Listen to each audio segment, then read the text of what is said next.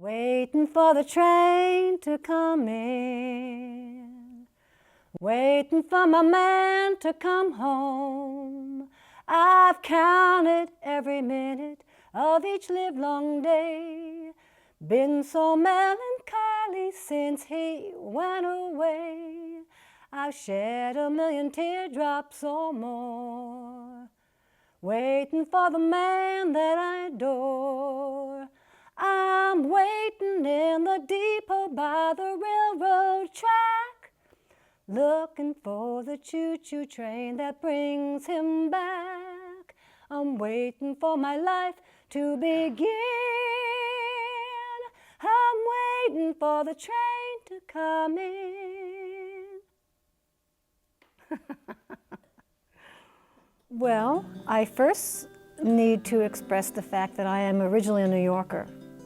So transportation in New York is never an issue unless, of course, the subways break down. So I'm used to being mobile.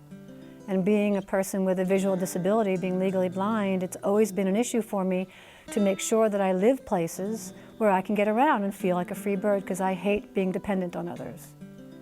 I first came to Nashville and lived in the Belmont area and walked everywhere. And I had my little shopping cart from New York, you know those shopping carts that you pull?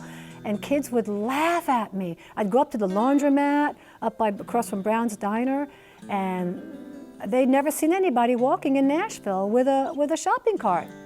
And I'd go up and do my laundry, and that struck me as really odd. And I think I felt at times a lot of shame at the fact that I walked everywhere and people just thought it was really weird. And a lot of times I had either my backpack or my cart. So while that didn't make me dislike Nashville, it put an imprint in my mind that I was different. And I remember standing outside the apartment complex. I lived at Sterling Court Apartments, which are these really famous apartments across from Belmont University, and waiting for people to come pick me up. And I always felt so different and so like an outcast.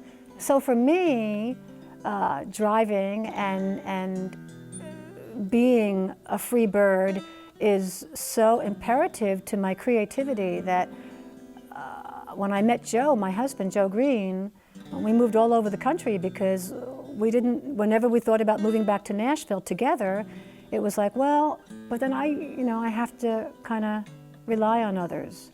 But the music was pulling us here. And the opportunity to not be able to drive can befall upon anybody. It's not about,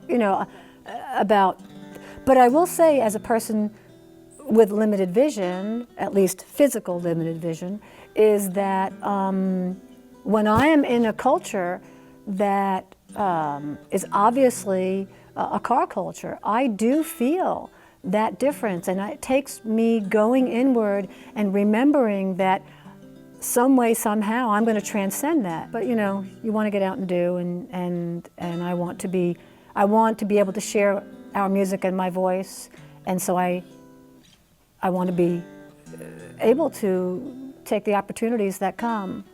And I think having people assisting others and all of us working together and being interdependent is the way to go.